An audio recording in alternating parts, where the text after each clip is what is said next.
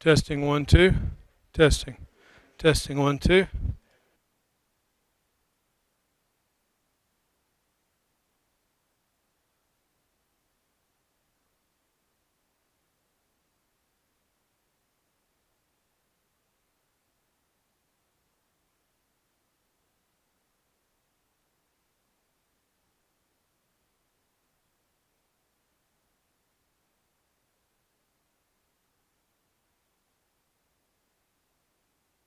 Testing 1 2. Testing 1 2.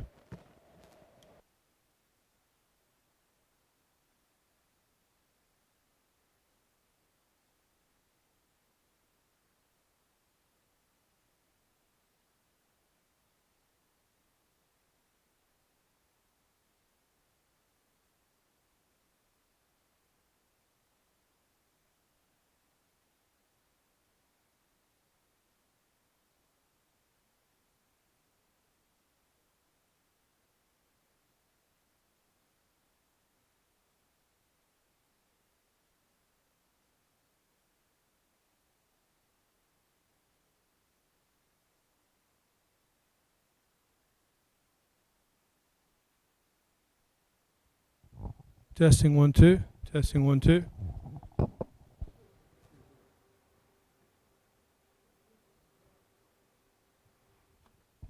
Testing 1 2.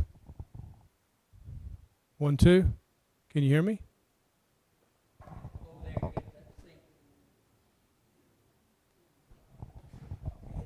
Testing 1 2. Can you hear that? You sure they're on? Oh, hello, hello. Jim's on, huh? Ah, I can have fun and torture you. Testing 1 2. Testing Halloween. 1 2. Okay, when you change the inputs, we're now live. Everybody on YouTube sees that, whatever you're doing. We're now live. We're streaming live. Focus. That's not in focus.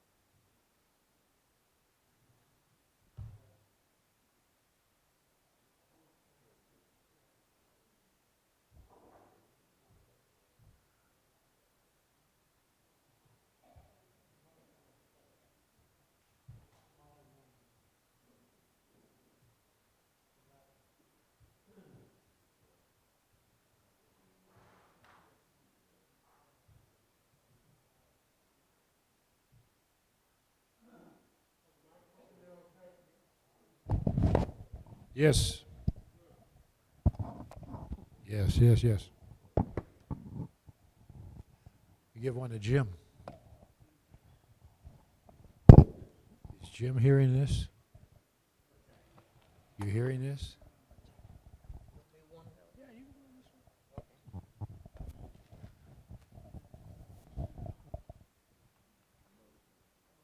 I'll go park on the other side. I'll have to take this with me. That cell phone goes on. Nuts.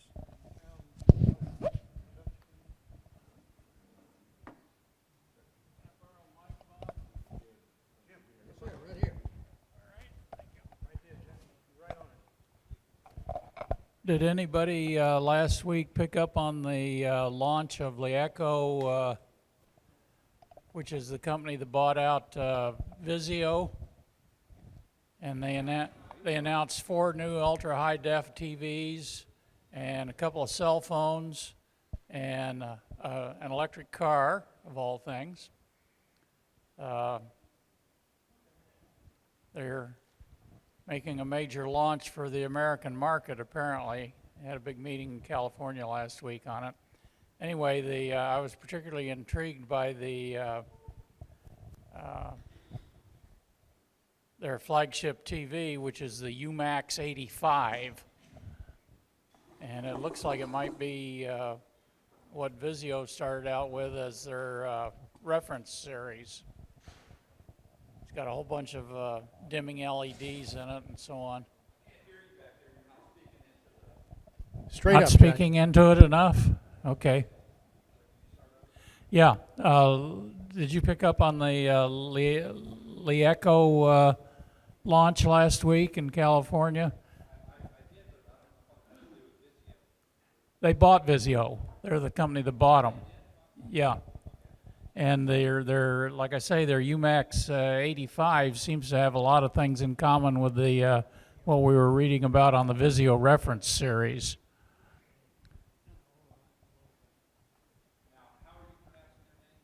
I'm pronouncing it Liaco. It may be different. I don't know. It's out. Oh, really? It's the Capital L, E, capital ECO. So I Lico also. So one of the products used was an electric car.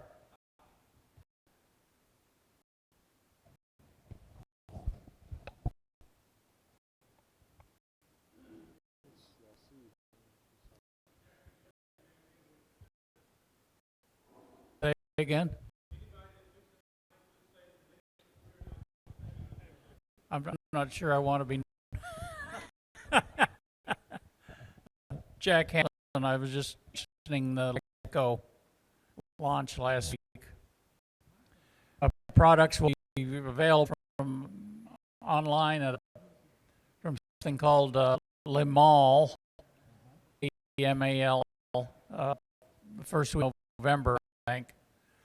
55-inch ultra high def lists about $1,000, and early buyers will get a $1,000 discount on that.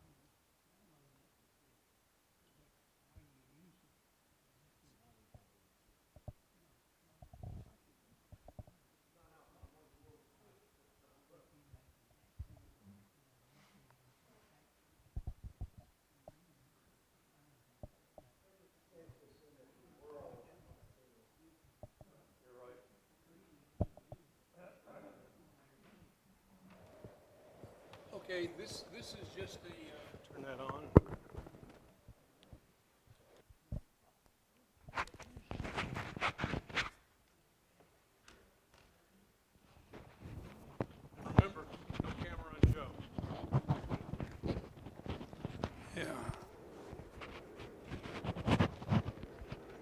Yeah, witness protection doesn't want that.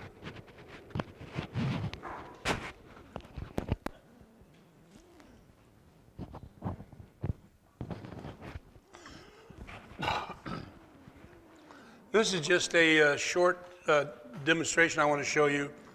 The difference between my laptop, which is an Asus, and Nick's laptop, which is an Asus.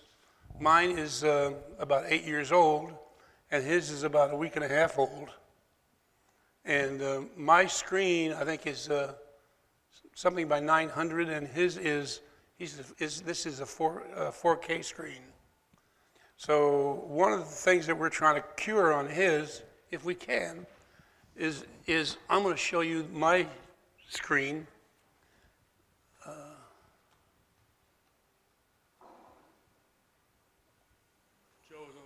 Joe's on number 1, you said.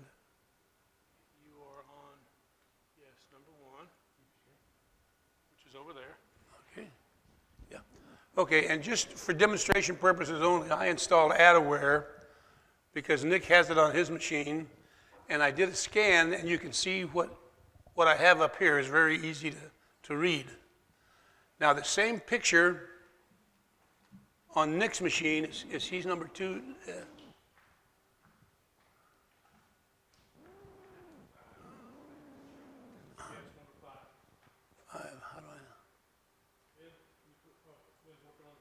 Up here? Is that it? Yep. That's Nick's. That little square up here on the top is the same square that almost took up 50% of my screen. The difference is I can read mine. I cannot read Nick's. So this is a high resolution screen. So everything is smaller. The type is smaller. The videos are smaller, everything is smaller, but in higher resolution. But if you can't read it, what difference does it make? What's the advantage of a high-res screen if you can't read it? So, I didn't say that. I said we're trying to work on that. There may be, and if Gil knows how to do it, he can help us do that. But I have not found a way yet to do it. Now, we did do some work on this thing. You see that the letters by the icons are a little bit larger than they were before. Before they were about this size. Well, yeah, but I'm sitting closer than you are. But he can see these, and if not, we know how to adjust these. What we don't know how to adjust is the characters inside of a window inside of a program. Or the window itself. Let's see. Normally you can grab that corner here and stretch it out, but this doesn't stretch. So I cannot. That's a JPEG? I don't know. It's not a picture. It's not a picture, no. It's a screen provided by the program. It's a window in the Adaware program that says, we've completed the scan and here's the specs. Well, I can read it on mine. Go back to 1. Hasn't that always been a problem with apps that are unable to adjust the screen size? I mean, that's happened over the years. Older apps were unable to adjust it. Can we get a mic on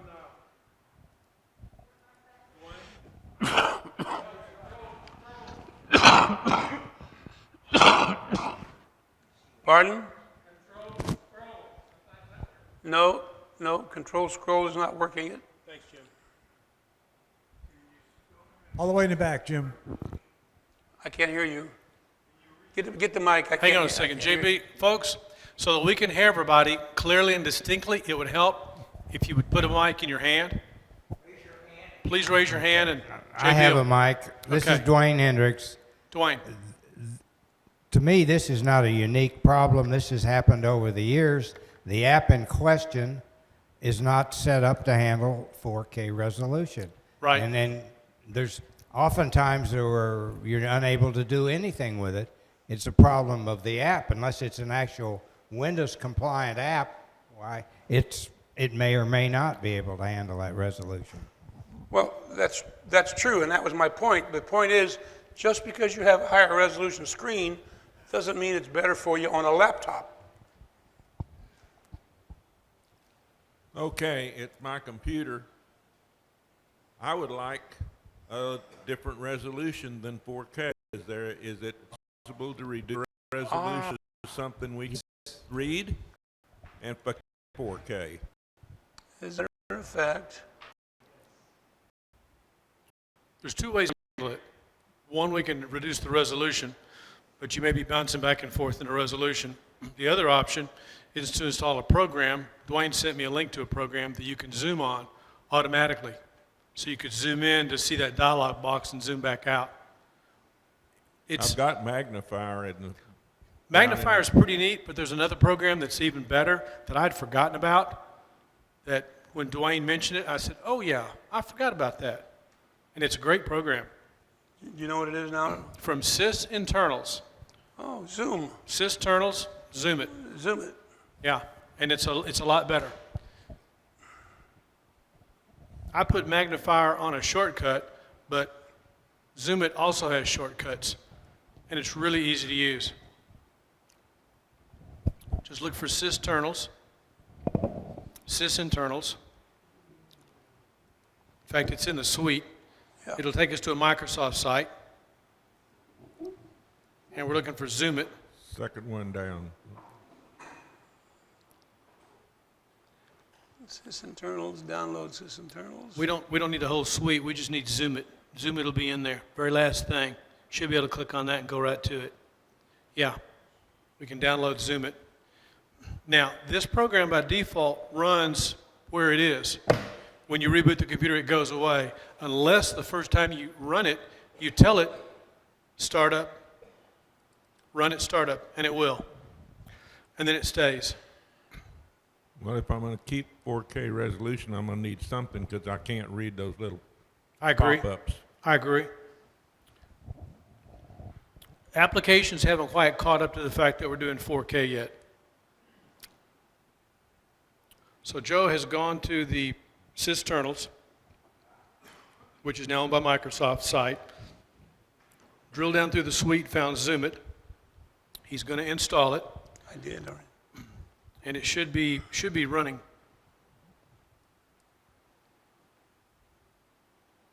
You double clicked on it? Yep. Let's see if it's down here in the taskbar. It's not that. Let's see if it's in the taskbar. Click that up arrow. It's magnified. There it is. Okay. Options. Go to Options. Control 1. It'll zoom in 2x, or twice as big, or we can make it 4 times as big, or 3 times as big. And I would also suggest run Zoom It when Windows starts, so it'll load automatically. Otherwise, you have to go back and re-get it, re-download it, or reinstall it, rerun it.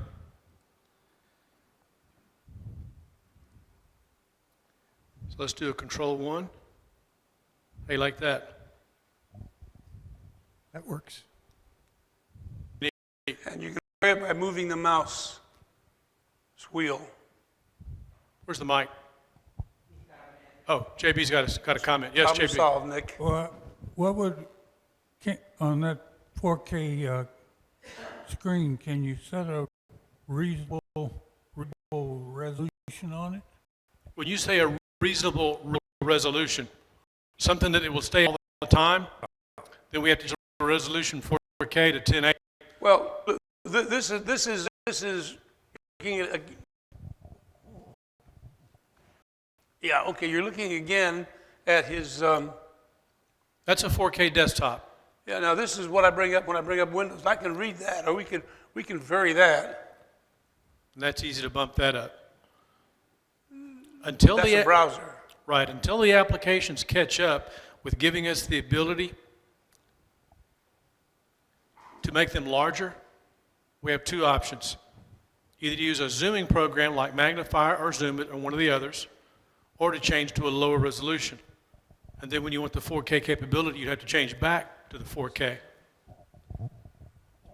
Yeah, I would say Zoom it has it over magnified because you can not only get it started whenever you want it, but you can just control one to start it in the middle of a program and then hit escape and go out of it. According to Microsoft, the scaling option, where you set the percentage of scale differential, is supposed to affect both all the user interface stuff and default application Zoom. Well, we did that last week. We changed the Guild moved that last week, and we changed these icons here, and we didn't see this at that time. It had no effect on the application. Really? Okay. Maybe because it's not a Microsoft app from the Windows Store. Well, that's true. It's not a Microsoft app, but Entirely possible. The point of it is in some way to have control of wherever it comes from. So our options are either to lower the resolution or install a program that lets us zoom in on it. Thank you. That's helpful, and it's something I'll use in the future. Can you address the sound issue? okay. Okay, now what's the sound issue? The sound issue is, let me show you, get a control panel.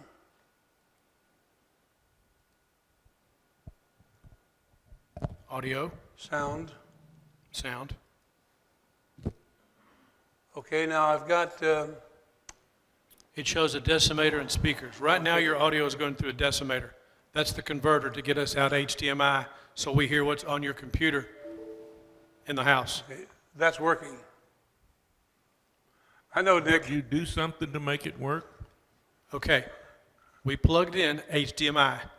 HDMI takes audio and video. The HDMI coming out allows us through the decimator, you hear sound.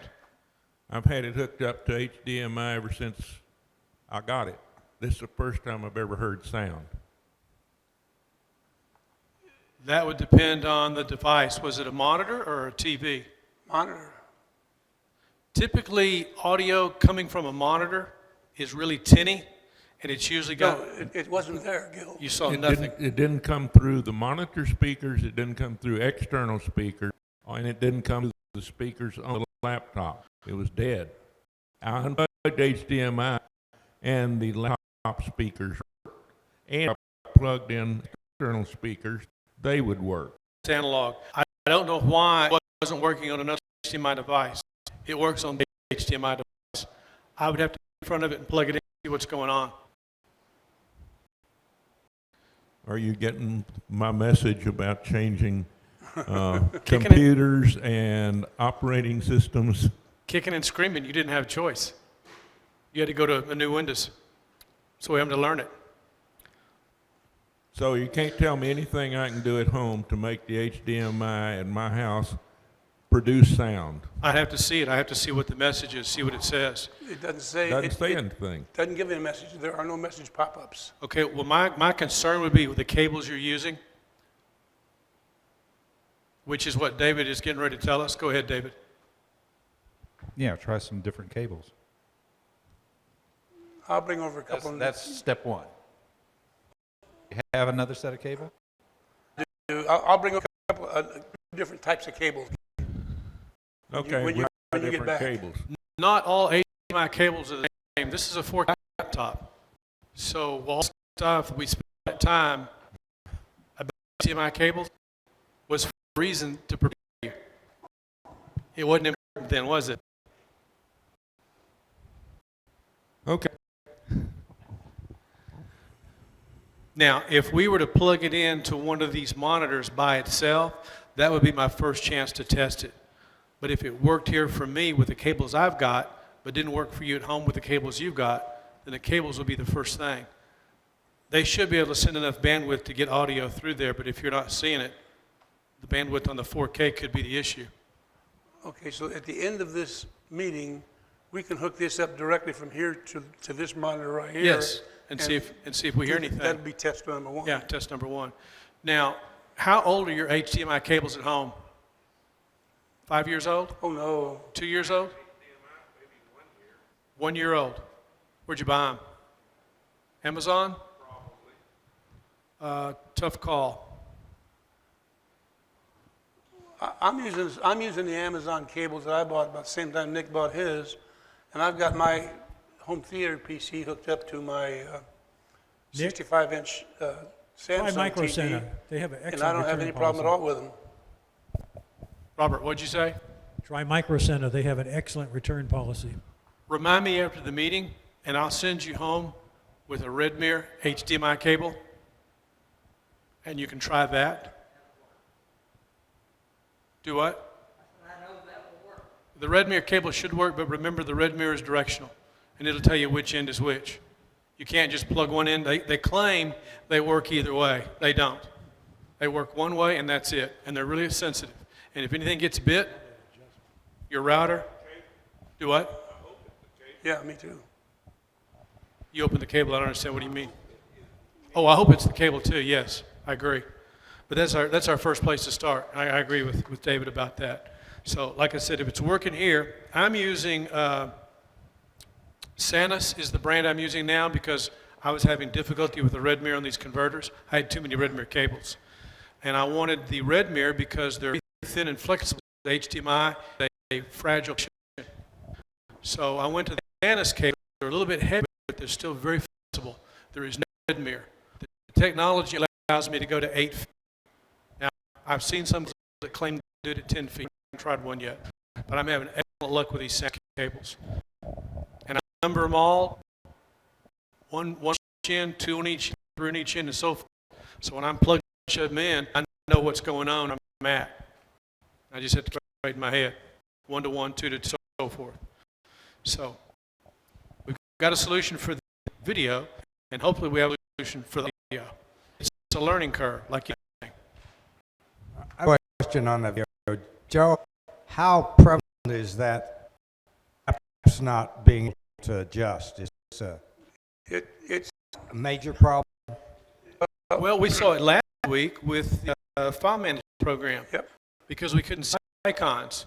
And those icons are hard-coded in the application. And that would be one of my options. I said, Joe mentioned to the programmers, they've never seen a program on a 4K laptop. If they did, they'd go, oh, we can fix that. The easy way to fix that is to allow the user either to put a custom icon or we'll give the user a selection of icons. Because big is not enough. How about Microsoft Office? Haven't looked at it, don't know. But I'm interested in that, or say the major freeware program like LibreOffice as to whether or not that would adjust. There are 3 people I'm aware of that have a 4K laptop. A 4K desktop. Nick Streeter, Mark Crane, not here, and Jim Fallon, who's also here. Oh, and number 4, Dick Brook. Oh, that's 5, Jack. Works fine with the scaling option, at least on the Office. Scaling option will scale up. Works fine on Office.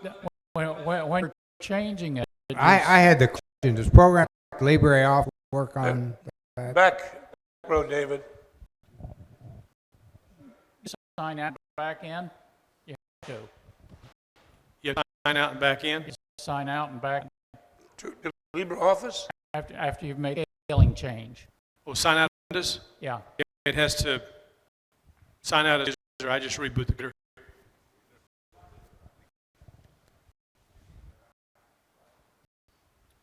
Never opened LibreOffice. On this machine, no.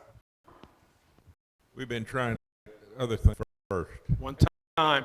Well, see, I thought we was going to audio problem, but I thought that would mean a video. Hold on. We've done audio. I thought we was going to have a Wi-Fi problem today because I have been doing a lot of stuff. I got the report. You sent me the bill, and I said, "We've got DNS. We've got an IP address. So just delete the burden.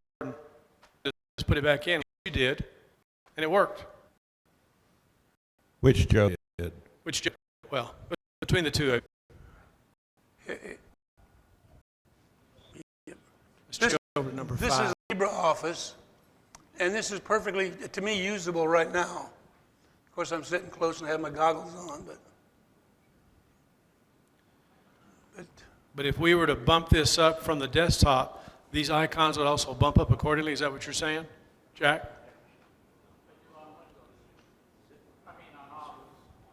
Well, they do in Office, but you don't know about Libre. Okay, we're looking at Libre right now.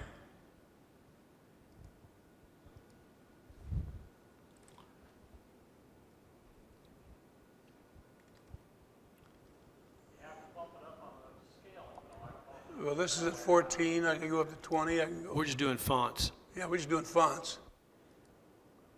To change the size of those buttons on the button bar, I wonder if we did anything to view. The overall bump up and bump down must be done with the scaling option.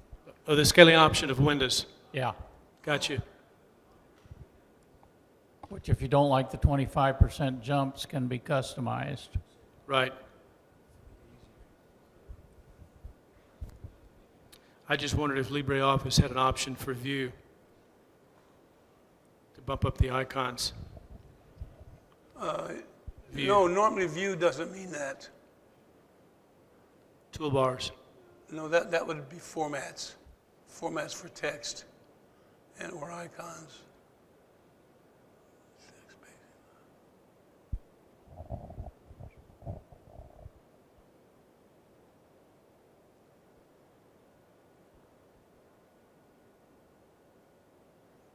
Text is there. View is what you see, not Well, what's... just hold on a second. Is there any way to customize to make them any larger on Toolbar? Toolbar, click on Toolbar again. View, Toolbar. Go to the bottom of that toolbar. See if there's any way to customize that to make it larger. Menu? No, I don't see anything about making it larger. No. Dave, do you use Libre? Okay. It doesn't show any way to make them larger. I thought it might. Just click cancel.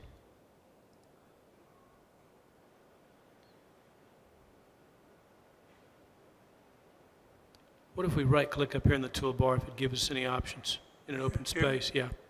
Oh, it doesn't do a right click. Wow. Microsoft does. Curious.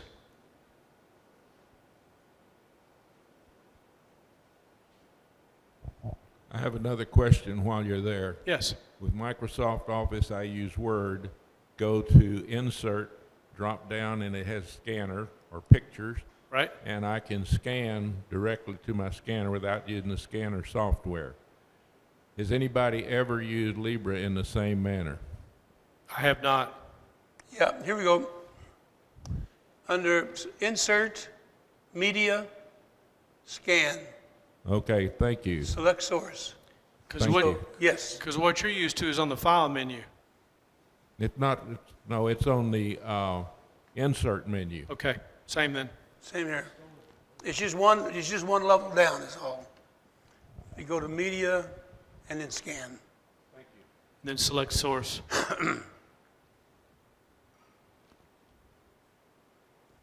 For the price, you can't beat this program. Well, I agree. And you have to remember, the page format you're looking at, you've got margins on the side. You can make that format of that page to push those margins out. That too will increase the size of the text you're looking at. I think hold down the control key with the scroll mouse should do it. Let's see.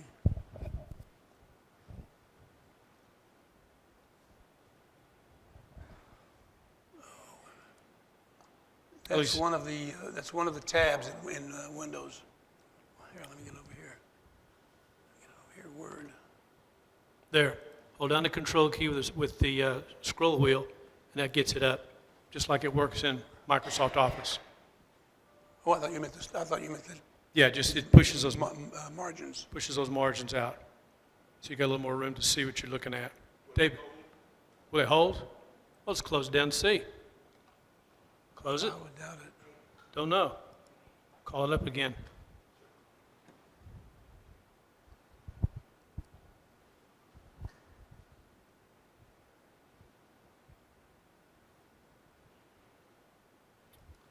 Libre?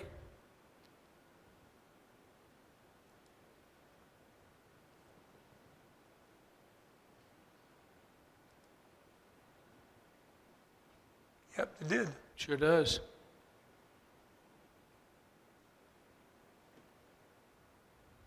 Helpful? David?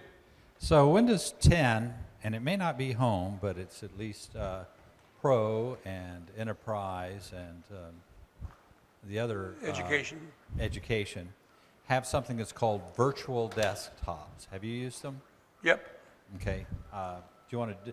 It's something that Mac's had for a long time, and it's a really handy object. There's some keyboard shortcuts to use it, but if you look on your screen right here, there's a big desktop with two little things beside it.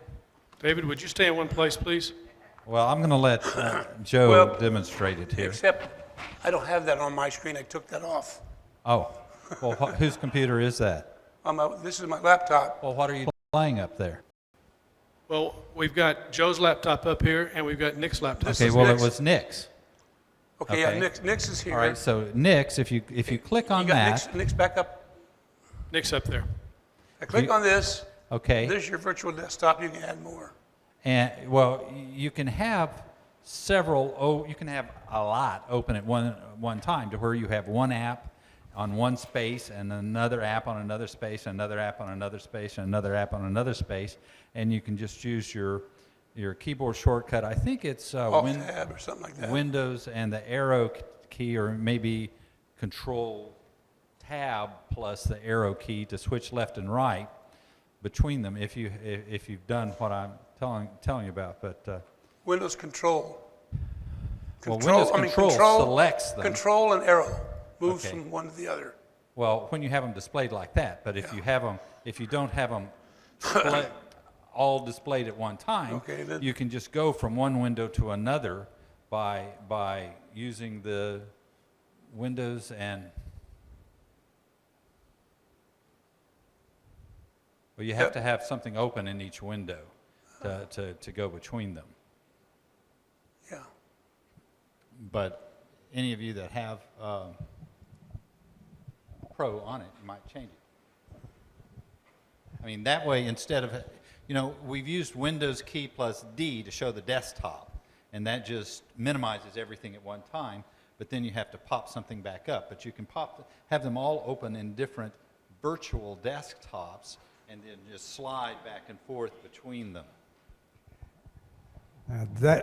I've tried that, and my personal experience is I find it not to be useful at all because I keep about 12 virtual desktops open at a time.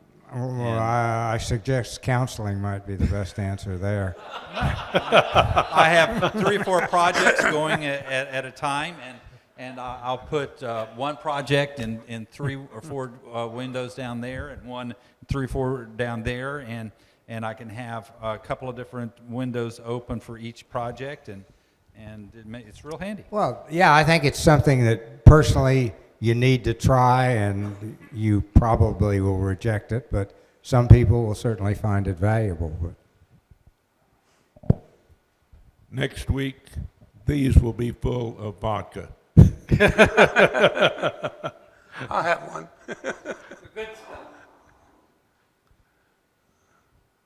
Okay. Have we exhausted those subjects?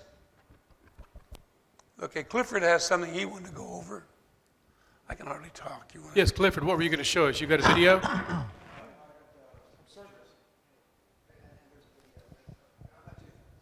So we're going to show this on Joe's laptop? Yeah, he's got it. He's got my camera up there. You can show me the picture Okay. now. They've been installing fiber in my neighborhood, and I got some pictures of these 2 trucks.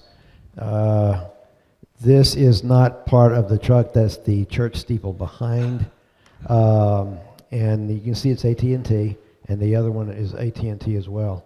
Next picture. That's a close-up of the truck, so you can see that it's AT&T. Have you had a chance to visit with him? No, can you go to the previous picture, and that's not the whole picture. You zoomed in on it. You need to zoom out. Whoop. No, it looked like there may have been someone inside the truck, but I didn't want to bother them. I wasn't sure if there's anyone there. This is the box that they installed for the fiber optics, and I don't know, yeah, I think you can actually go further out than that even. Zoom out a little further. Yeah. Yeah, okay, and you see the cables going into the ground here and into the truck. And then the next picture, And of course, you know, in the truck, he's sitting there, he's burnishing those ends. yeah. I don't know, they were there for like entirely half a day. That's a close-up of the hole. There's the pipe that's coming up out of the ground. Conduit. Yeah. And so here's the cable that's going to the truck. And next picture, there's it going into the back of the truck. These windows were blocked off so I couldn't see inside. These windows I could see light inside, but there was no motion at all with the truck, so I wasn't even sure if there was anyone in the truck. But I didn't want to bother them while they were working. And then as I was going back home, I saw this notice on the curb. There's a quarter next to it for size. Oh, that's actually stuck to the curb. It's actually stuck to the curb, yeah. Interesting. And the curb's been there for about 6 months. It's brand new, and they just sort of put this notice on there within the last few days. Interesting. Thanks for getting that.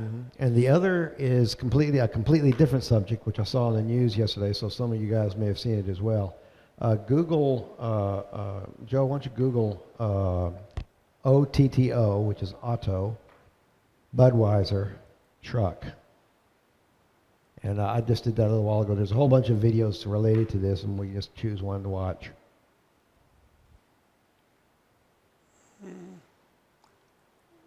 OTTO? OTTO. Budweiser. Next word is Budweiser. Metal? Next word is Budweiser. Oh, Budweiser. I didn't hear that. Yeah. Budweiser. And if you don't know how to spell Budweiser, we got problems. No, just pick it out from the Yeah, list. right. And next word is truck. That explains why the driver was in the back.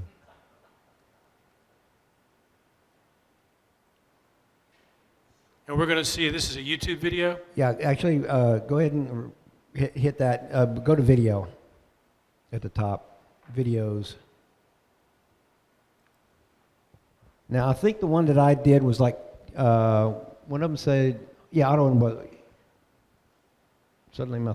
Which one? Self-driving truck. The second one, yes. Auto and Budweiser. Suddenly my laser's not working.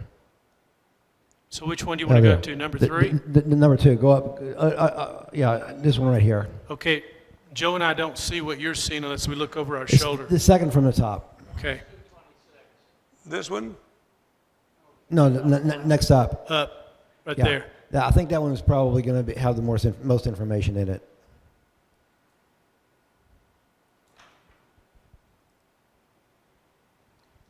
There is audio.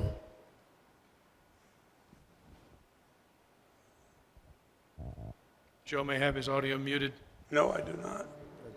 There it is. It is.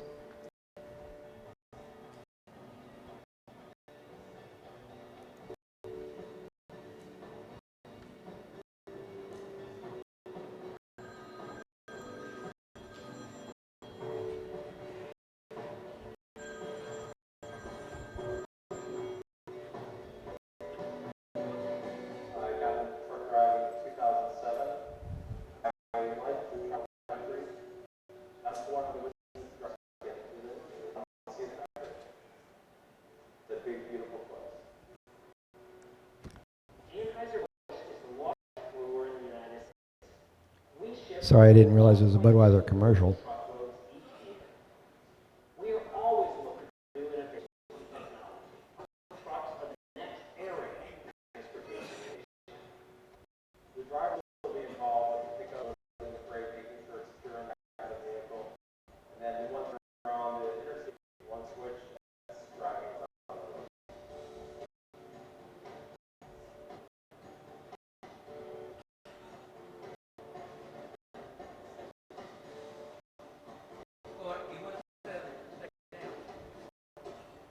What'd you say, Jim?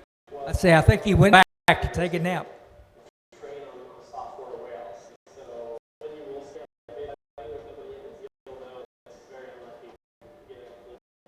That's unnerving.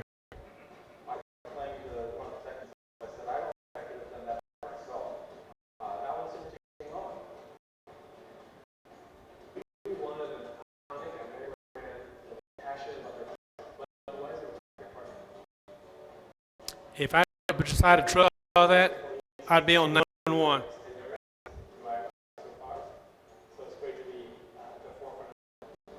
Telling the drivers out the back.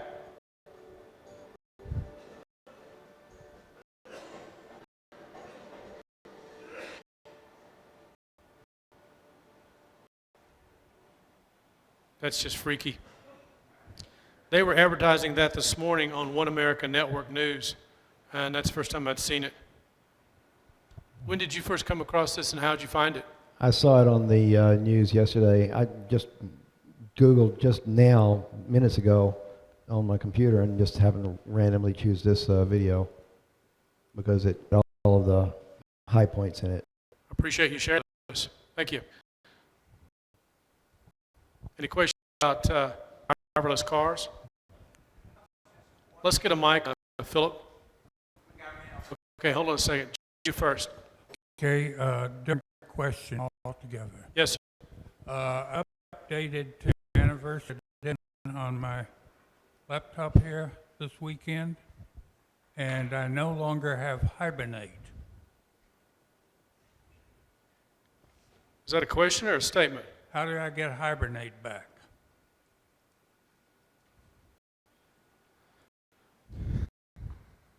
I was running the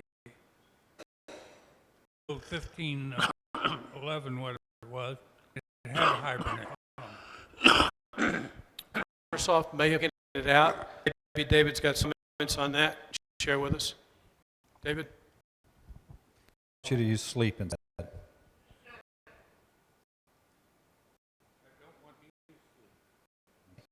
Well,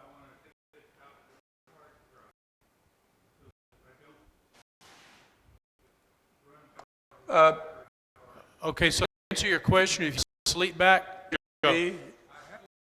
Jay, go to control panel, go to power, and show what happens when I push power buttons.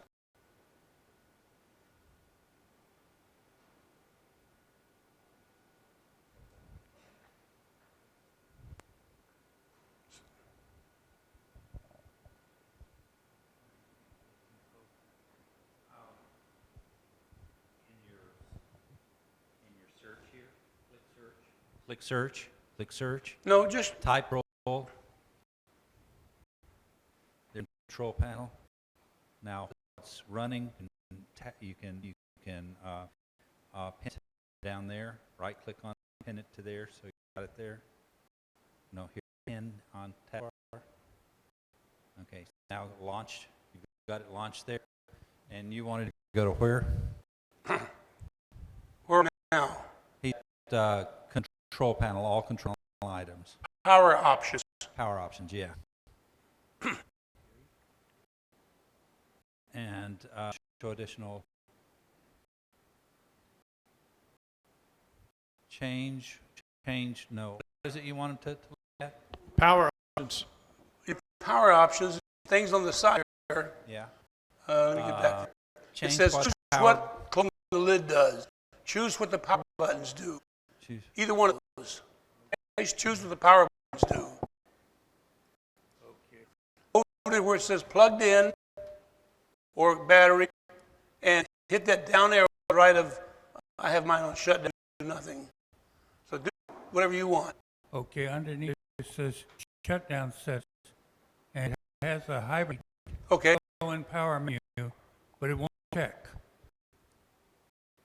Wait, did you, which one are you looking at, battery or plugged in? Underneath it says shutdown setting. No, it doesn't say that. Go up to where it says, the power button shows when I press the power button. On you're plugged in. Which one do you? On battery or pin? Which one do you want? Hibernate. Okay. Back. Is that going to do what you want? Well, no, what I want is when I go to shutdown, I want the under the power option. I want to have the hibernate show. Oh, okay. If you have that power button set on that right there, all the way to the right, is plugged in, or either one. When you hit the power button, you're aware that if you take one push on the power button, you go through the shutdown process, or whatever process you choose. If you have hibernate chosen here, when you push that power button, you will go and hibernate. You don't have to go through the close down menu and take 2 or 3 choices. One push the power button, and it hibernates. Okay, underneath where it has on battery and plugged in, it has shutdown settings. Turn on startup recommended. This helps start PC, sleep, hibernate, and lock. But they don't check. Grayed out, right? But if you did what I just told you, it'll take care of it. See, when I press the power, when I close the, scroll down, let me see what it says. Get your mouse in there. Let's hibernate. Let's hibernate. Is that what you want? Yeah. Was You that know what I'm here now? When I go to the park to shut down, AB? go to shutdown, it doesn't show the option to hibernate. Do what Joe said and try it and see if that works, since that's there anymore right now. See if that worked for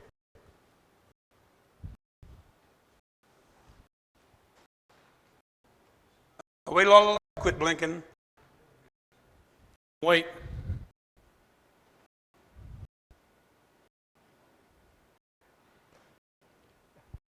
You rushed it.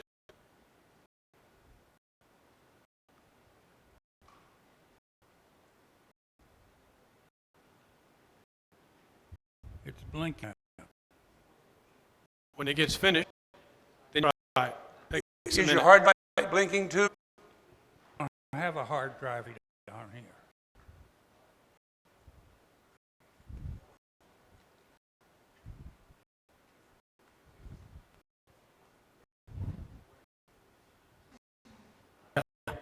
Blinking indicates sleep.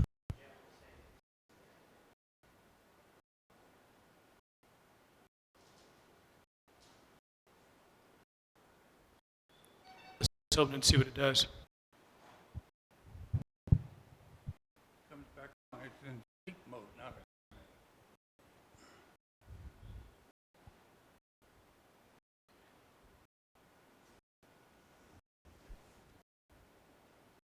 Press your button just a minute.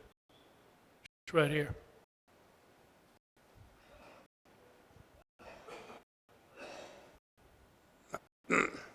Press the power button one time and do not close the lid. Yep, let it open. and it's the blink light which indicates sleep.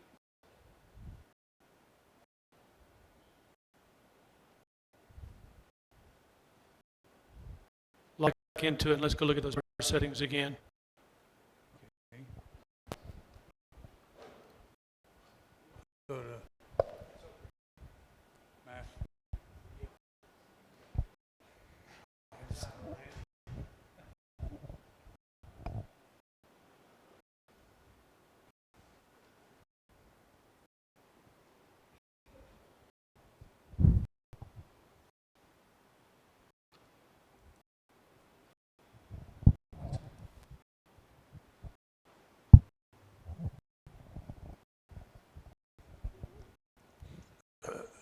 When you get it back, JB.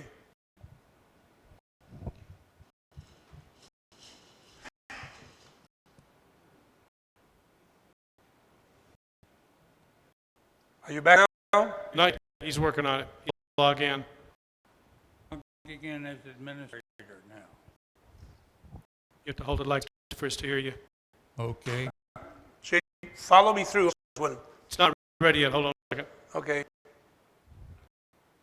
Okay, it's back up now. Control panel? Okay. Now, no, go to control, go to the same spot, Okay, you know the way to get into the control panel? No. click on the flag, Right click on the flag. Click. choose control panel. Did you right click or left click? Left click. Let's try right click this time. Okay. Right there. Control panel.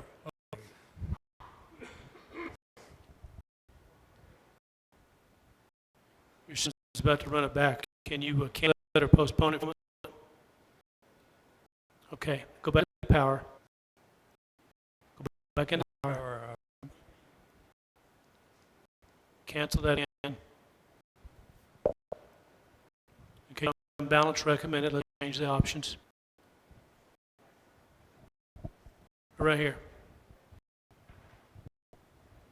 Are you on that page? Go back. Go back. Okay. Back. Go back. Okay, we're up on the page for the options. Okay, do you see when I press the power button? Where's the power button? Click on that. No, click on it. Go up 2 lines. Go back. My fault. Go up 9 lines. Say, Where it says choose the power button does. go up 2 lines from where it says Hold on. press the power button.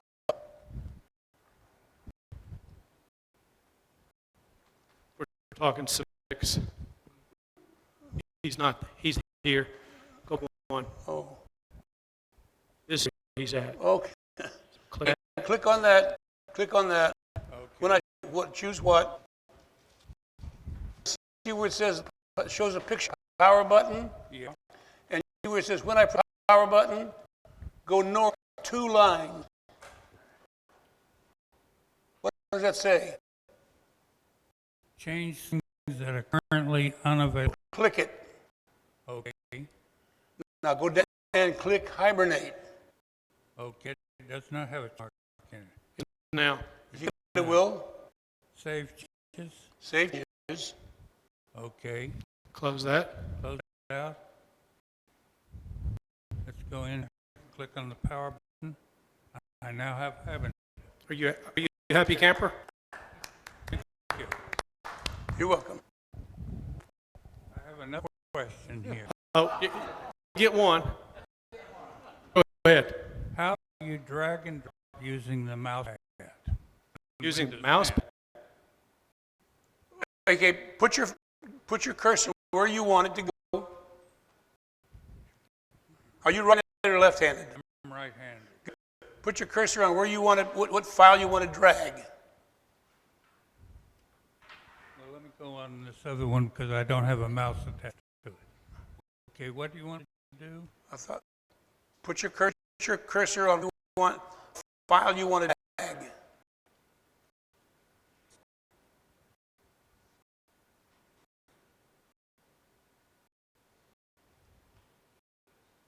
Okay.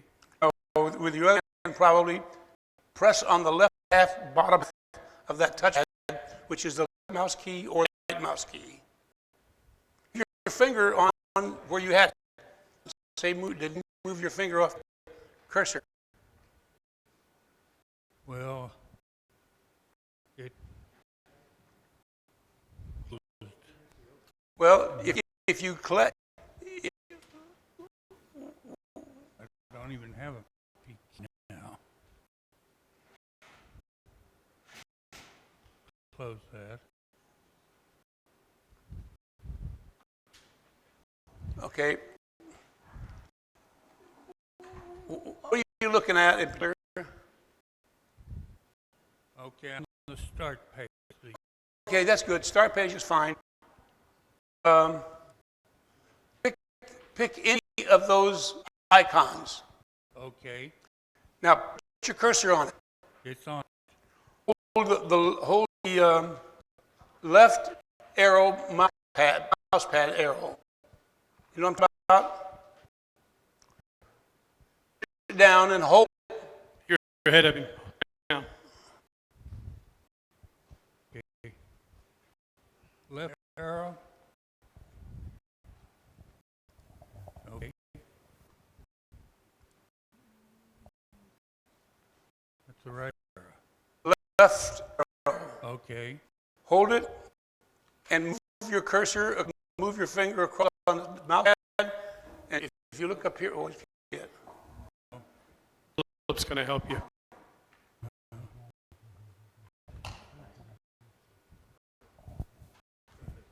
I'll move group over here.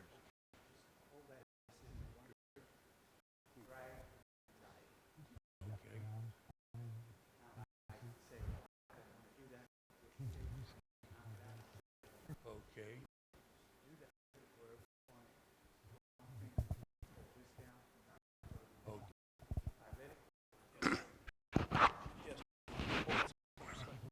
Okay. Thank you. It's not the left arrow, but actually on the mouse.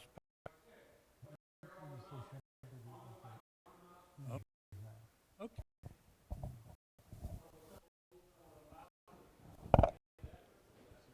Yes. Yes. Jack. It requires a little manual dexterity. Turn your mic on.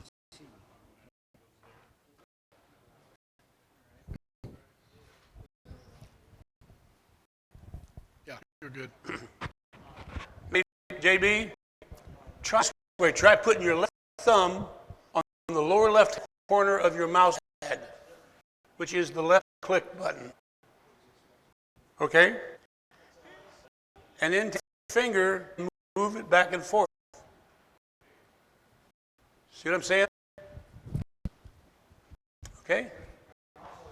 Nose. One hand and you move the nose and it gets it too. Huh? Okay. No, neither. That's why I turned off. I had mix here to show. Okay. Nick. Nick Frieder? Nick's not talking. Okay. Who else had a question? Philip had a question. Philip, you have a question? Thanks for going over and helping me. Yeah. Well, I was curious if somebody would know, getting to that 18-wheeler without a driver behind it, I was just wondering if they figured out a way how to prevent an accident if somebody was to just cut across and right in front of it and slam on the brakes. I wonder what that truck would do. Well, they've got that covered in the current drivable car, driverless car. Yeah.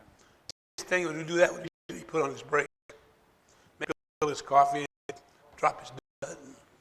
I said if I come across a truck like that, I'd be calling on one saying, "Guys, out cold in the back." That'd scare me to death.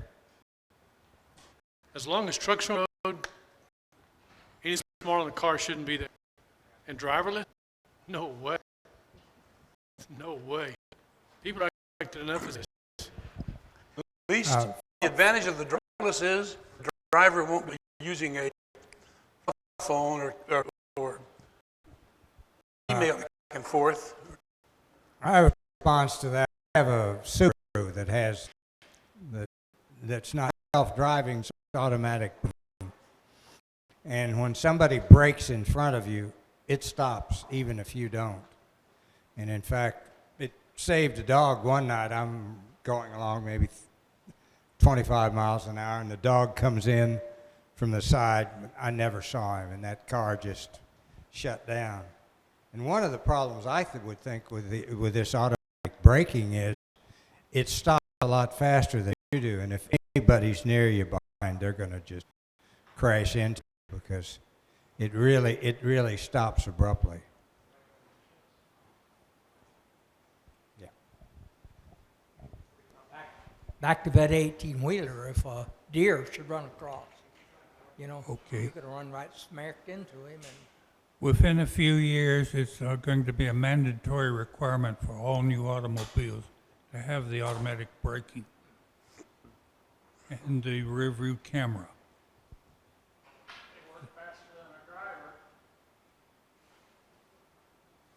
A lot of them are advertising wildly this is a feature of it, but they're just ahead of the curve.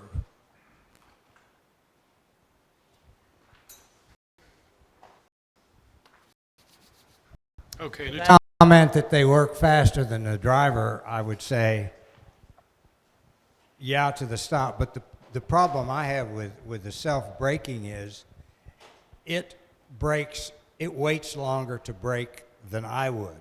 So when I'm out on the highway and it's got adaptive cruise control that follows the car in front of you, and I'm wanting to stop before I start slowing down, and it really takes a leap of faith. Just let the car do it for you because it's not moving in the same time frame that you.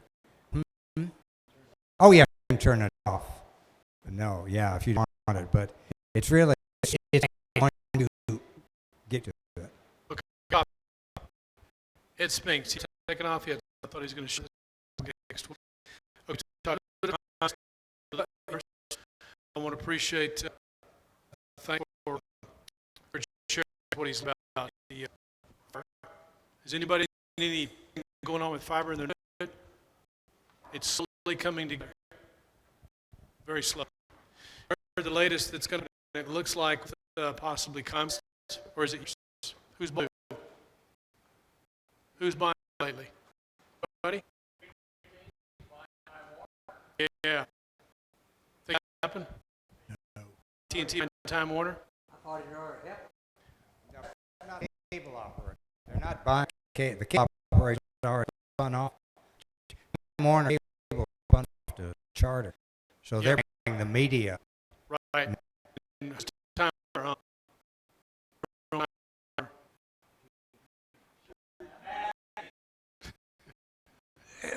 Actually, I think it's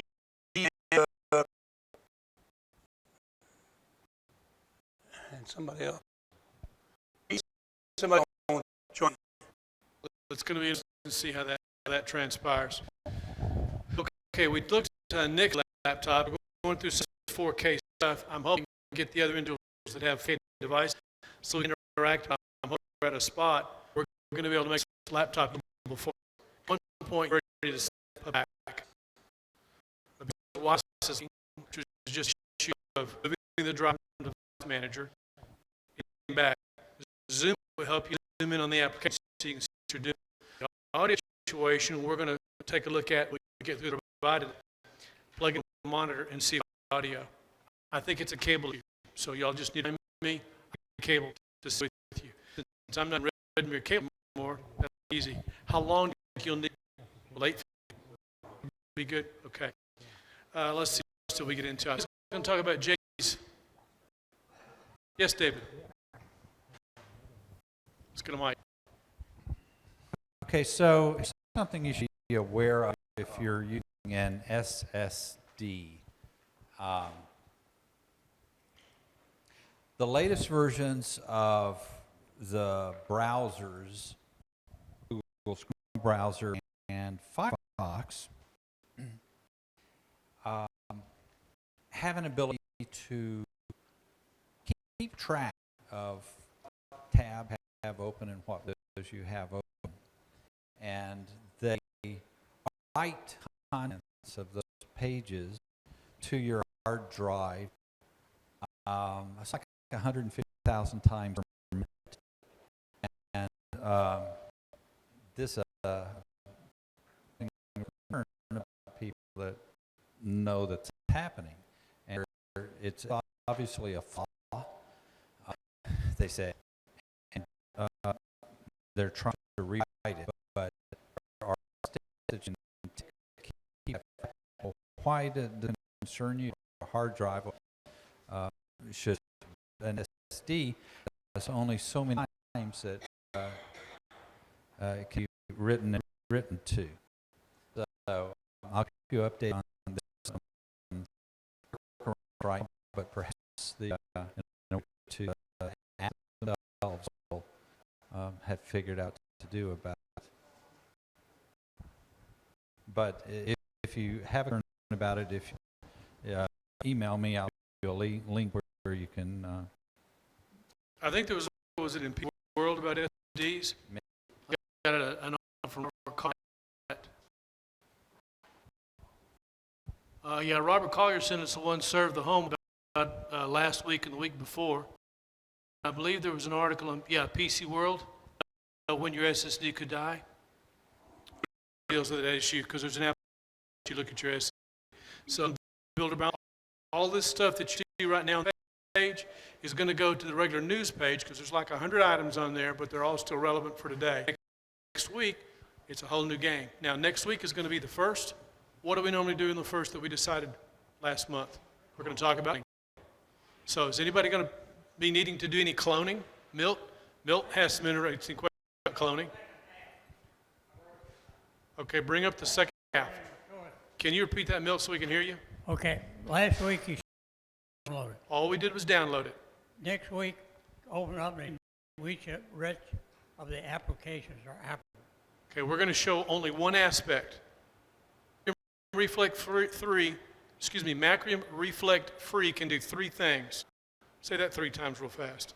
We're only going to do one thing with it. You can clone, you can back up, or you can. We're only going to clone. Is anybody else in cloning next week? It'd be nice to know in advance. Nick Streeter, David, who else? I cloned, and all I got was an ISO. Then you didn't clone. Then you didn't. You copied.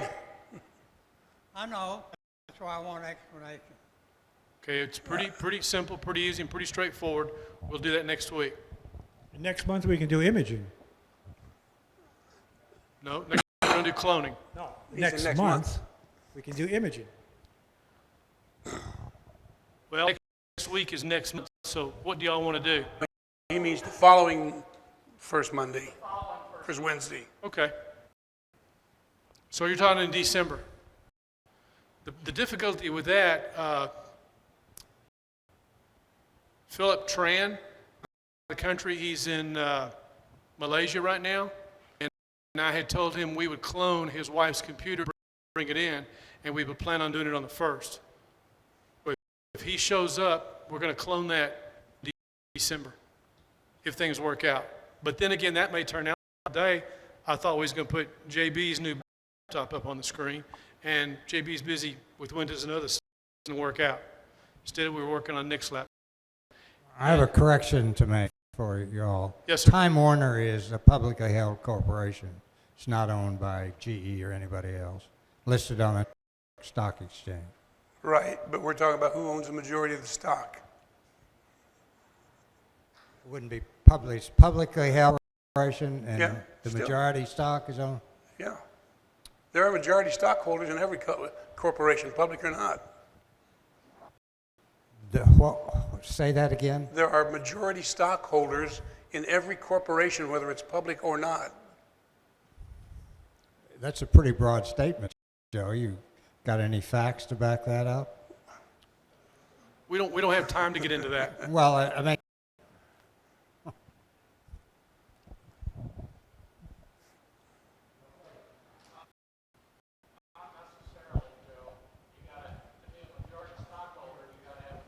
To your left, Jack.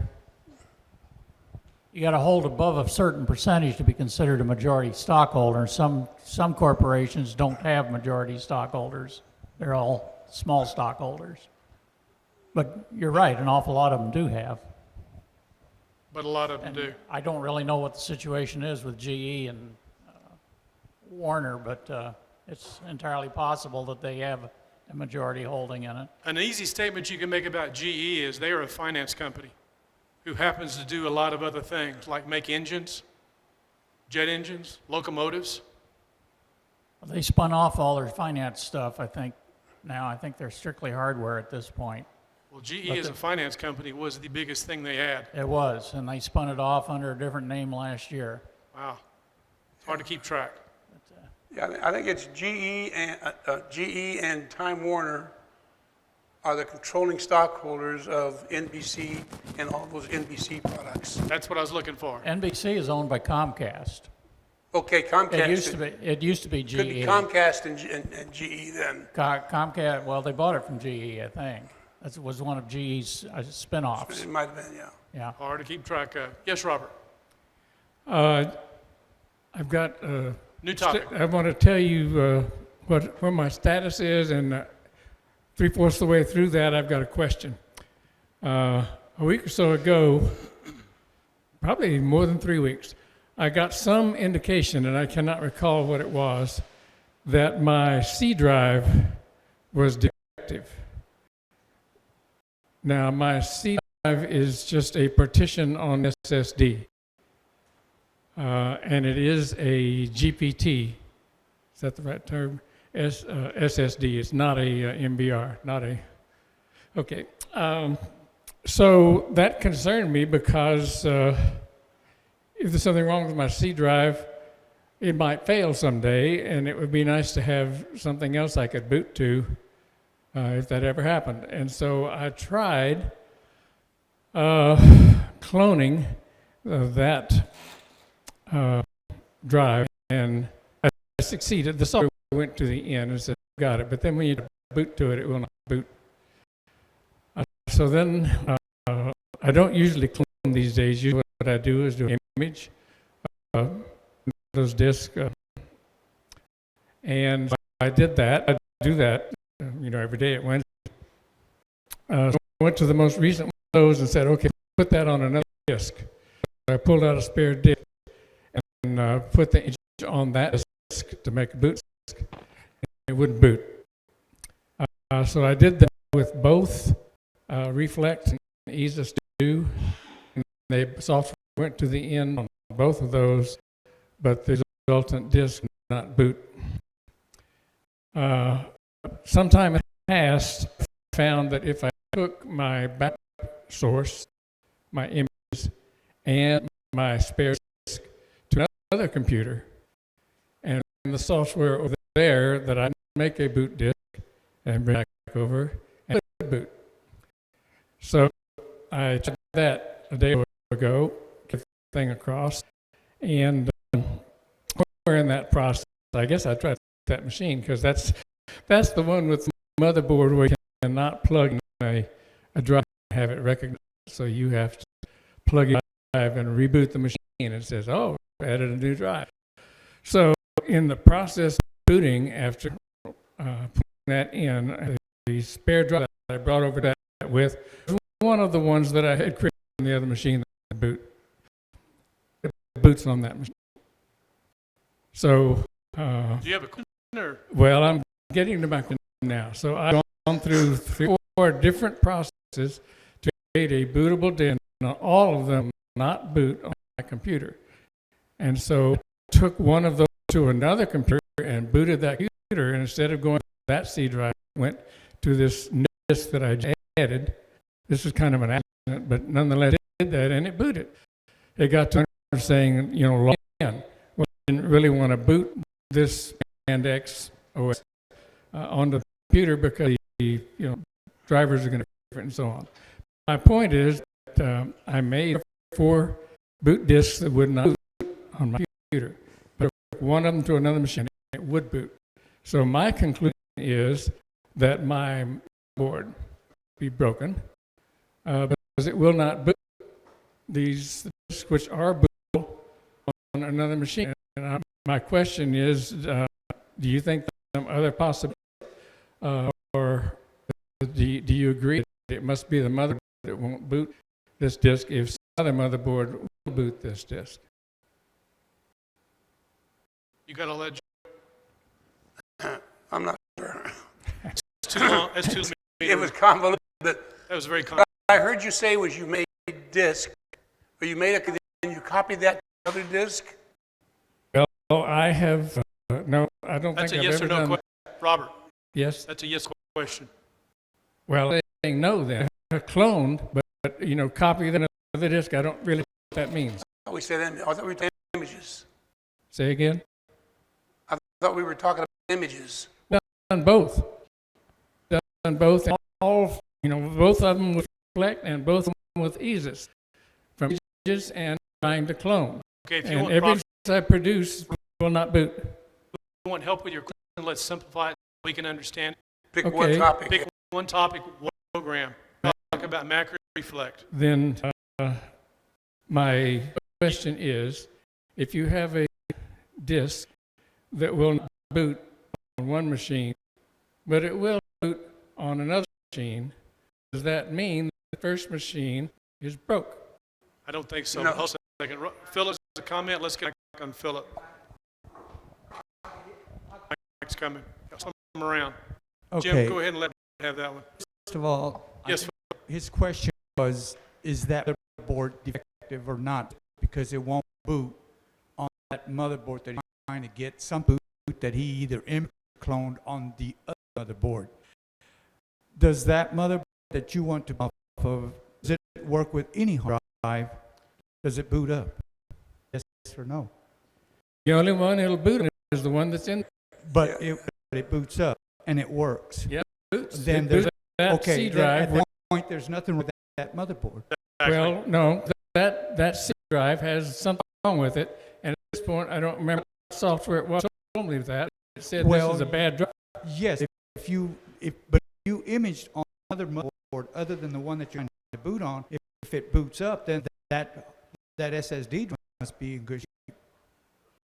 See, they're good. It's just that they just work together. And so it's not because it's effective. It's probably because of the procedure of booting through a PT, I think it's what it's called, or MBR. Yep. That's your. I don't use none of the MBR disks, all GPTs. Well, now I'm hearing two confusing things. It sounds like he's trying to boot an image. Don't do. boot an image. Images No, I'm don't. not booting an image. I'm using an image to create a boot disk. If you cannot create a boot disk from an image, then an image serves no purpose. That's not true. Well, it is for my purposes. And Joe, you told me years ago that you can do that. And in fact, I have done that. In months past, I have produced a boot disk from an image. I have done that. So it does, the process is valid, and I have done it, so I know it works. Okay. But I can't do it now. It won't right now, that won't work. And so what I've got is I've got the resident C drive is the only way to boot that, and I cannot get any other disk that I produce on that machine to boot on that machine. Only the resident C drive. Okay. You were still talking about images, right? No, I'm talking about boot disks. Talking about a clone or an image? Either one. No. Take your pick. No, it's can't. Let's pick one topic, Robert. All right. Let me All say right, let's this. take an image. Robert, No, hold on a okay. second. Let's take an image. Let me talk now. We'll take an image, we'll Yeah. run through. Robert, hold on a Robert, second. Robert, hold on a ahead. second. Robert, hold stop. on. Take an image. Make an image of that disk. Take that disk out. Put another hard drive in. Boot with the image and see if you can load that operating system on that new hard drive, and that new hard drive is bootable. If it is, then that's what it's for. I don't understand how you can boot to an image. Well, because first of all, did you ever create Boot disk. a boot disk from Reflect? Yes. That's what you boot from. You boot from that boot disk, and it tells you to put And then point it to the image, yes, what you're saying, and okay. it puts the image on the new hard drive, not the old one. Try the new one. If that new hard drive boots, then everything's working like it should. You always boot from the boot disk that you make from Macrium. And if you upgrade to Macrium to the newer, each time they come out with a new one, you should really make a new boot disk. Or they call them rescue disks. I don't understand why you're saying to be sure to put the image on a new disk. What is that accomplishing? A new hard drive is what I'm saying. What that accomplishes is, it takes the old hard drive out as the source of the problem, okay? And if it boots, it takes everything else out.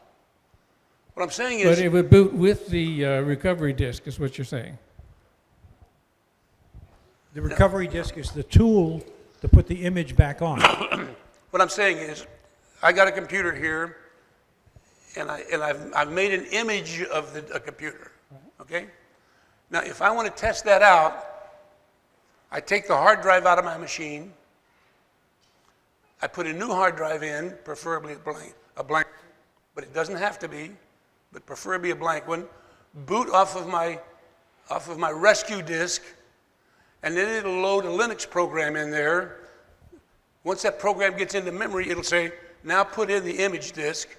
I put the image disk in there, and it copies my operating system onto the new hard drive in this machine.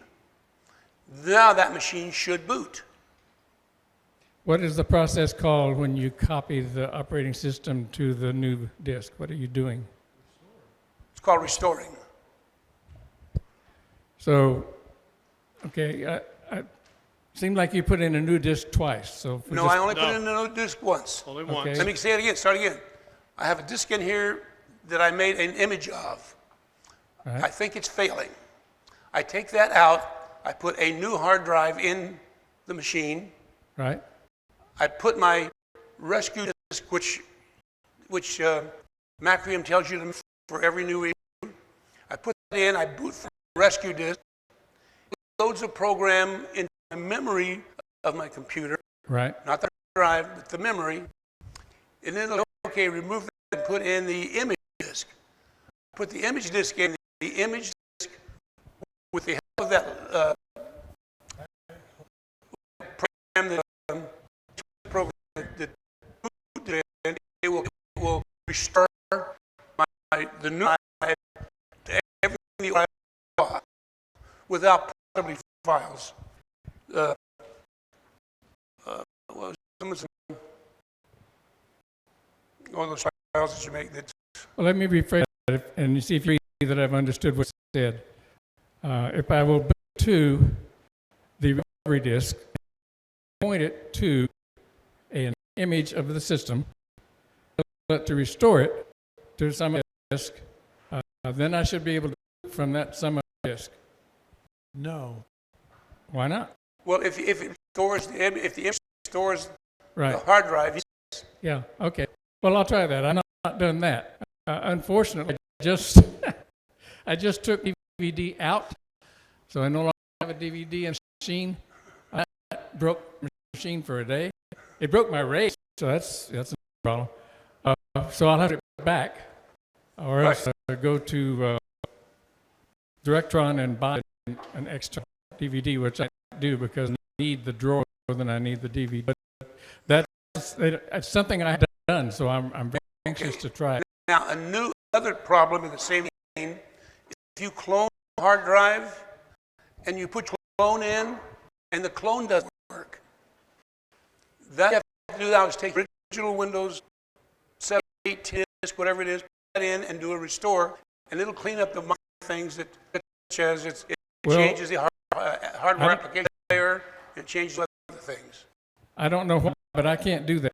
I have my original disk in, and you can't use this version of the operating system to restore that version.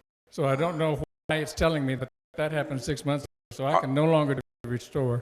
Are you sure you have it wasn't my operating system? I only have one Windows 7 source D, so that's where they all come from. Each time I load it, I load the same place. So I don't understand what's happening there, but that's another problem. What happens if you have that disk to install the first time? It should, but if you use another disk, like you bought a Windows 7 machine, No, and it might have had Windows 7. I haven't bought a machine in years. Okay. Bought. I've built, I don't know, 6 or 8. And, Point, David. Thank you. Yes. okay, well, I'll try that, Joe, because that's something I haven't done. So everything I haven't done, it sounds to me like a good bet. I'll try. Okay. Let's go. Gil, would you send me an email reminding me that we're going to clone a disc next week? Yes. Please? Thank Yes. you. Be glad to. Gil, Yes. I've had problems with Macrium Reflex trying to get a rescue media created according to what they've done, and I can't get it to work. Okay. When you say you can get it to work, desktop or your laptop? one. Now, reading as I can, I think the media, rescue media that Acronym makes is only good for computer on.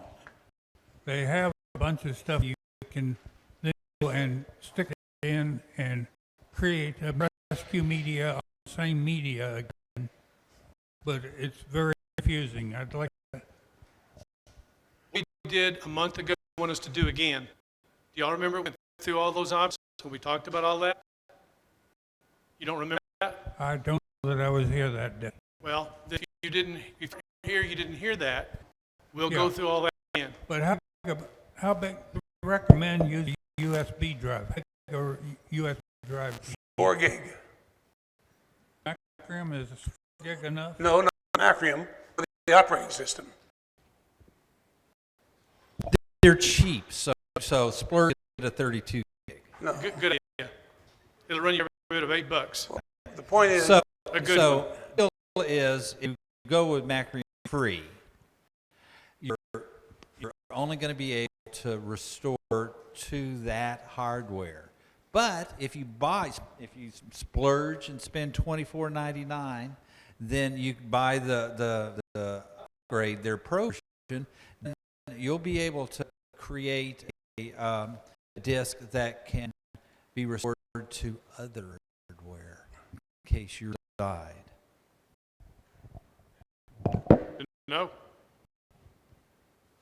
Well, from what I've been reading on Macrium website, they say that you cannot use the same in any of their things. You must have a separate rescue media if it's a UFI boot or if it's FAT boot.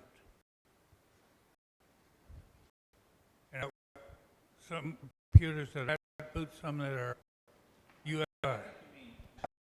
MBR. He means MBR. MBR, master boot record. Yeah. Let's try to keep our... so what question in there? Well, I'm thoroughly confused with the whole process.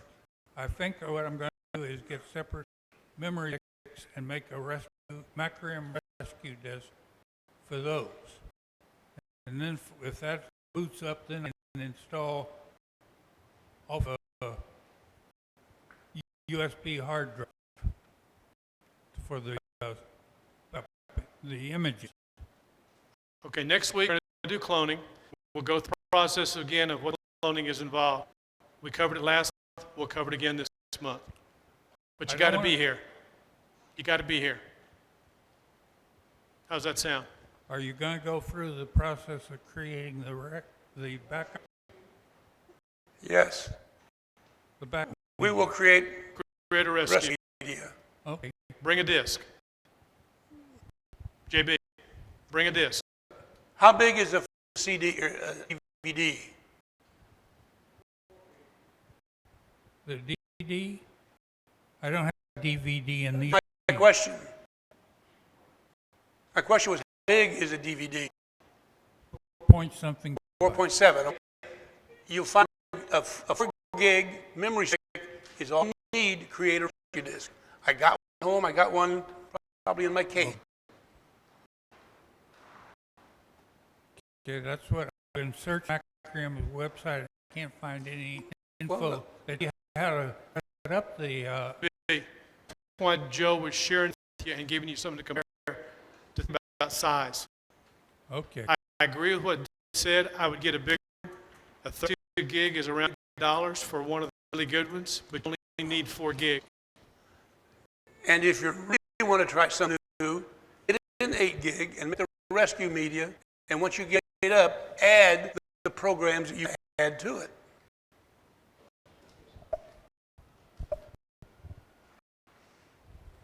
Does that help? Okay. New topic. Next week we're going to clone. We'll go through the process. Yes. Dave? Okay, so you guys know that if you have Windows 10 Home, that it got its hand behind its back, and you're better off to Windows 10 Pro for a lot of little reasons. Yes. And so how can you do that? Well, if you already have Windows home, installed on your computer. You can go to System Preferences or Preferences, and then go to Update Windows, and you can, I think you go to Advanced, and then there you can pay $99 plus sales tax to update, and you download something that adds a few items to your computer, and there it is. But you don't get a product key with that.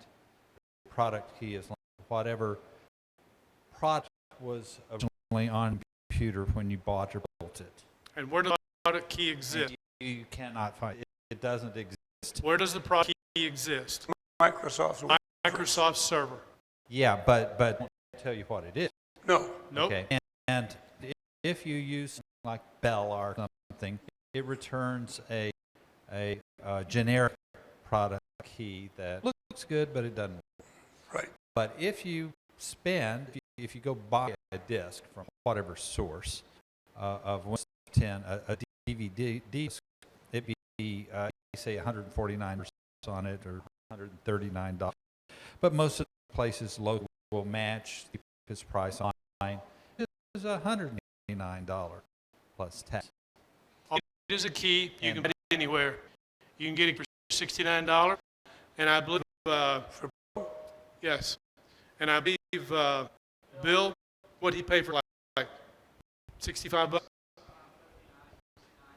$50 or $60. And where did he buy from? Online from a site. They're up on BuildOrBuy. Okay. Remember though, you're buying on a card. If you don't get the key, they don't get paid. Okay. Now there's Kingwin, and you can buy it for under $30.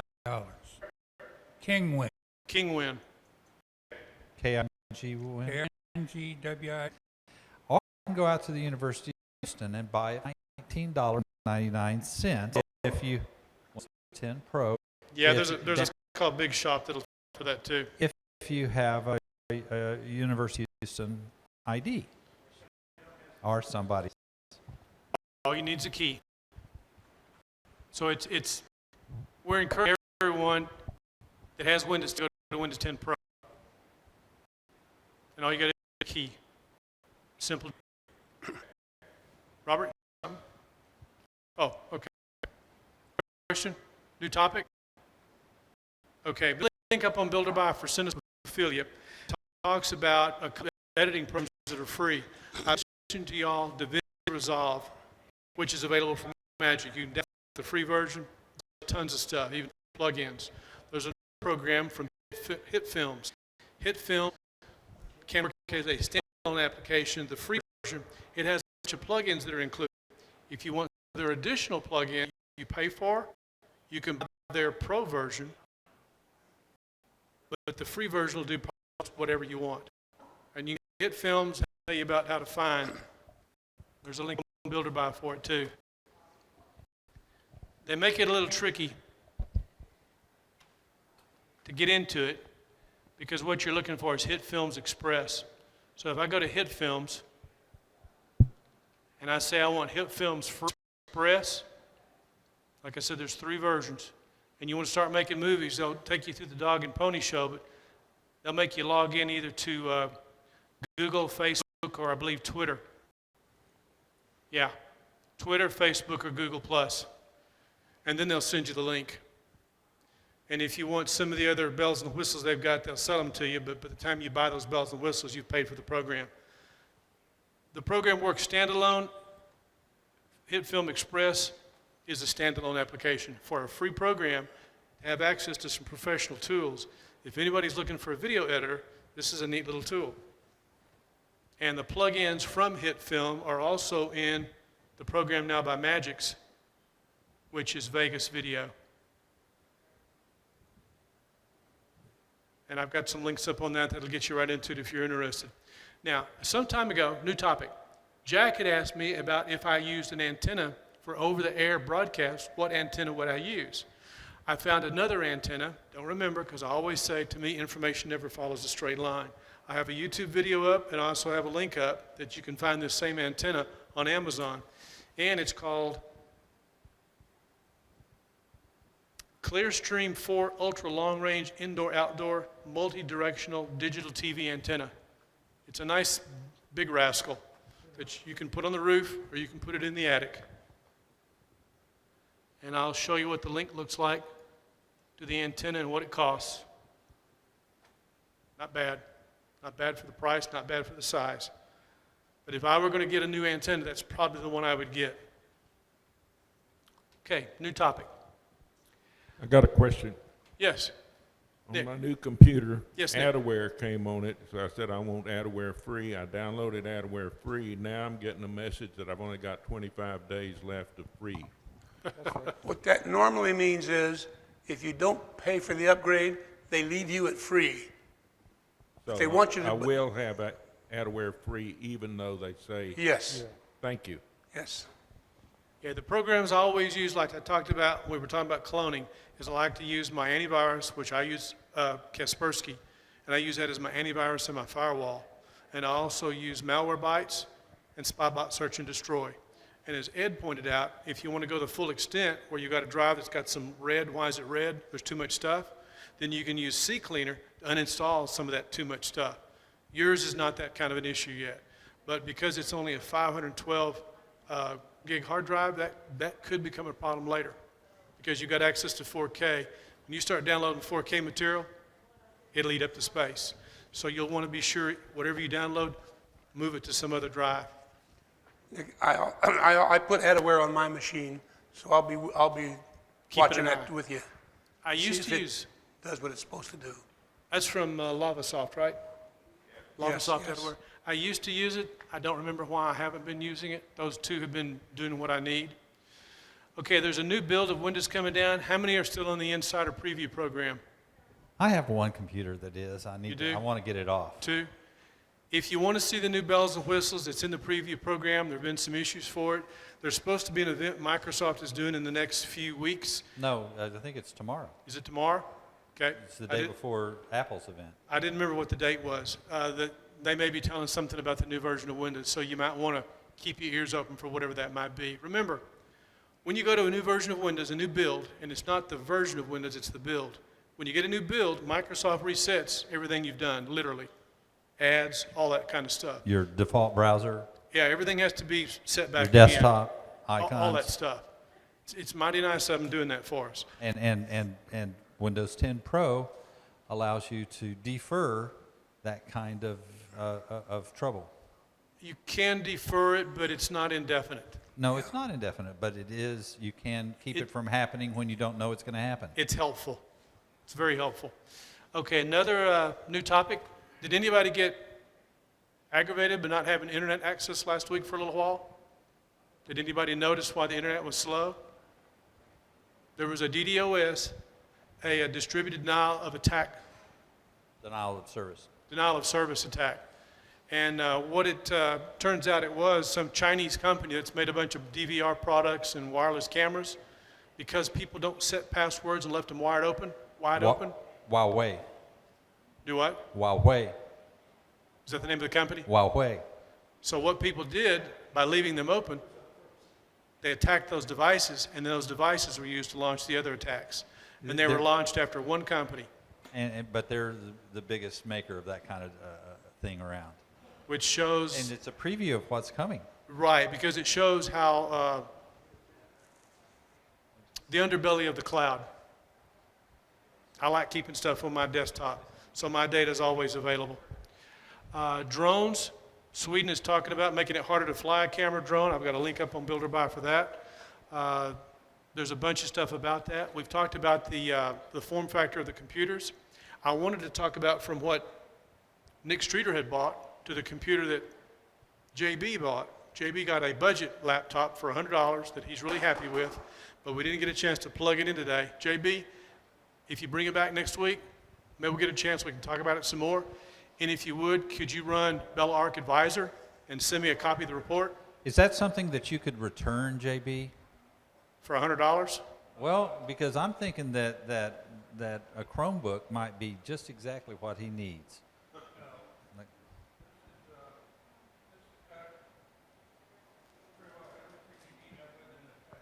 JB, Well, let's but get a mic on you so we can hear you. But a Chromebook is going to keep you from ever getting any viruses or anything like that on you're never going to have to worry about that. Well, so does antivirus, Windows Defender. No. I've been running Windows Defender for years, and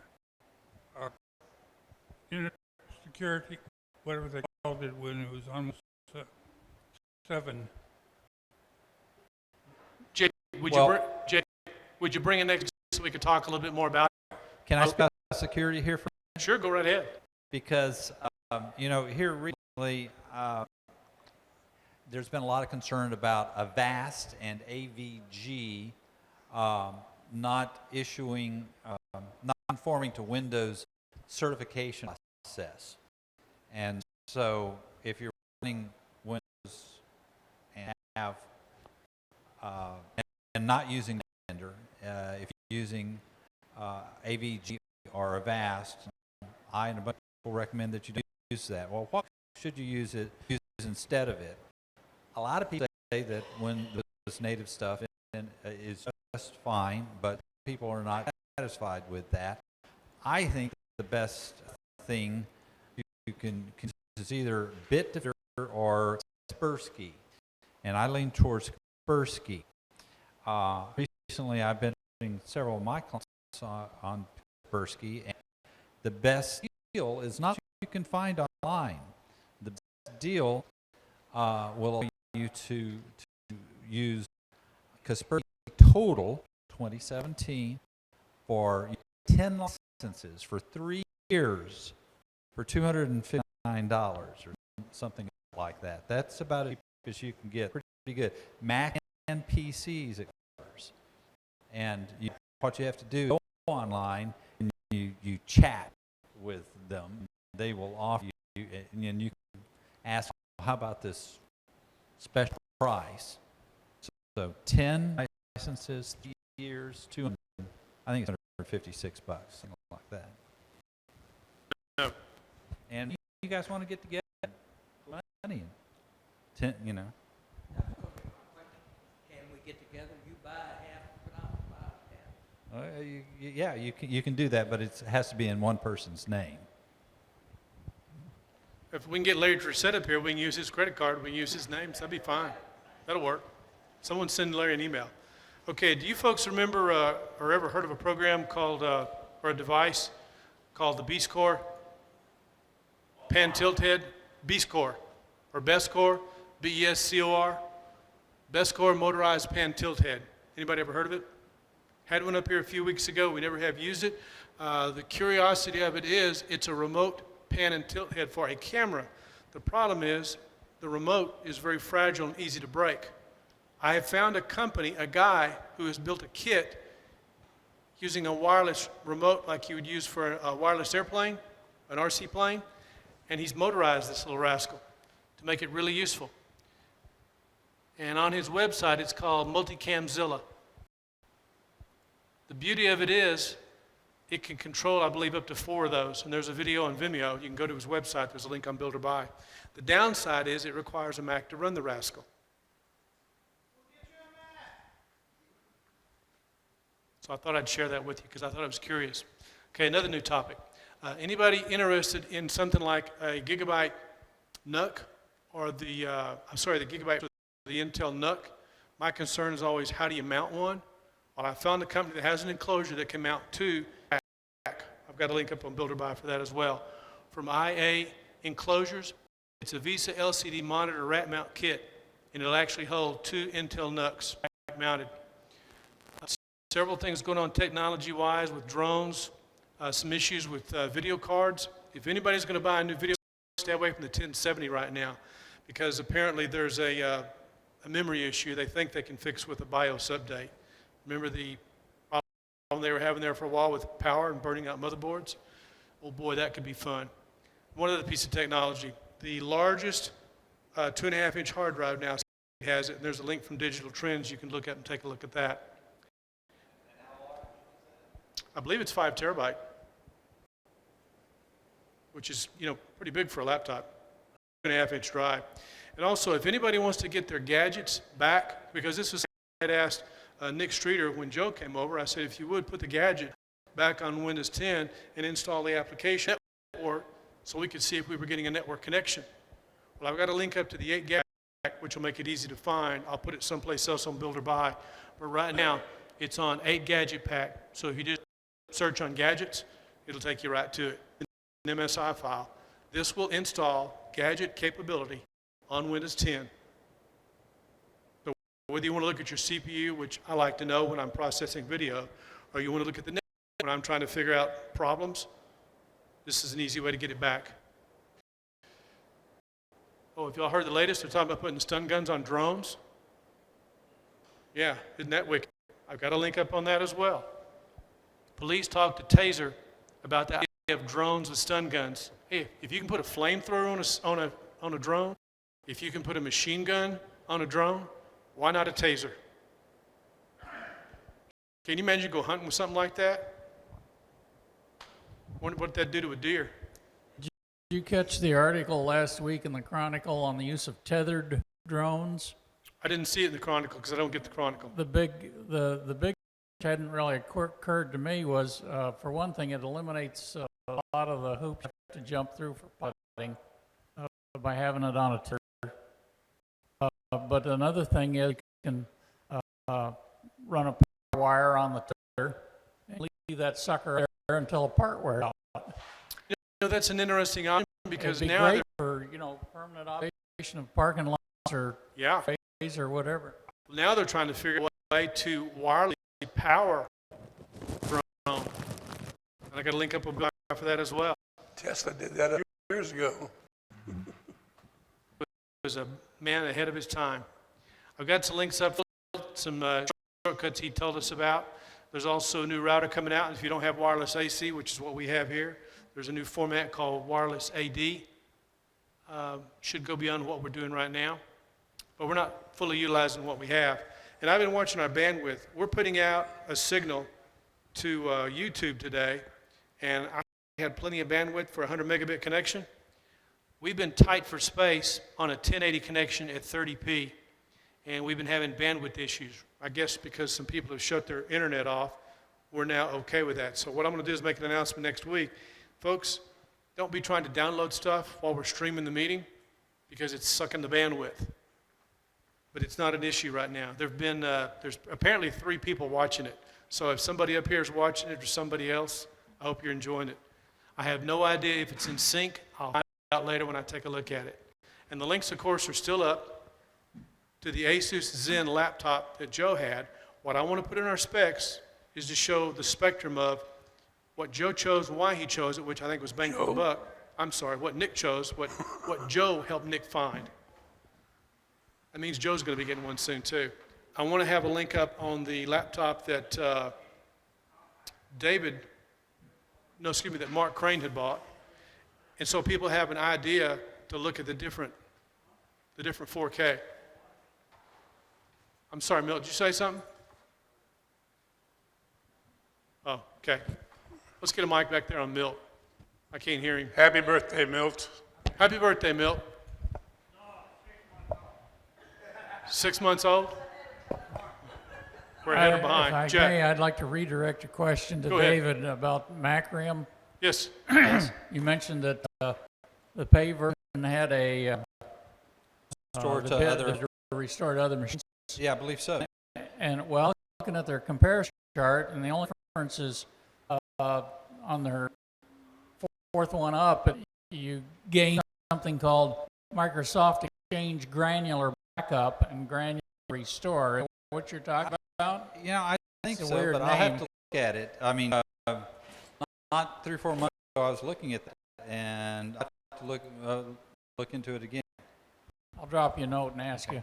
Okay. Of course, you know, the best way you can run Windows is to run it in boot camp on a Macintosh. But you'll be happiest, I guarantee you.